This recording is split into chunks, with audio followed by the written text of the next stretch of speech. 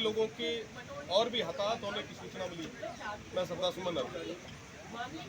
आज गवर्नर साहब का अभिभाषण है, इसमें पिछले साल का ब्यौरा भी होगा, आने वाली रणनीति सरकार की जो दिशा है वो भी प्रदेश के सामने आएगी। पर सबसे बड़ा विषय है कि पिछले कुछ दिन पहले ओमार सीट का एक प्रकरण लंबे समय तक चला भी है, आए दिन न्यूज़पेपर्स में छपा भी है, इलेक्ट्रिक मीडिया ने अच्छे से चलाया भी है।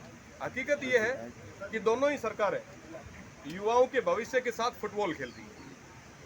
पहले भी पेपर लीक कई बार हुए, उन तमाम चीज़ों से, उन तमाम धारणाओं से युवा उठे भी नहीं थे। उससे पहले ओमार सीट जैसे प्रकरण और आगे आ गए। जब बाढ़ ही खेत को खाएगा तो बचाएगा कौन?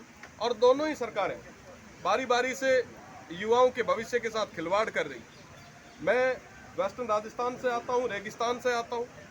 वहाँ कहा जाता है कि घी ढुड़े तो बना ही ढुड़े, पानी नहीं ढुड़े। आज के समय में पूरे प्रदेश में पानी को लेके हाहाकार मचा है।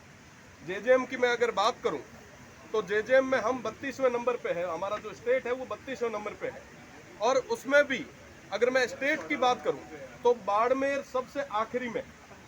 निश्चित रूप से इन तमाम विषयों पे बात होनी चाहिए। मैं माननीय स्पीकर साहब से निवेदन करना चाहूँगा कि आप पेपर लीक पे, जेजेएम पे, यहाँ के हेल्थ और एजुकेशन के सिस्टम पे एक विशेष चर्चा कराएं। हेल्थ की मैं अगर बात करूं तो आपने पिछले दिनों देखा होगा कि जैसलमेर में एक बस दुखांतिका हुई, कई सारे लोगों के हताहत होने की सूचना मिली।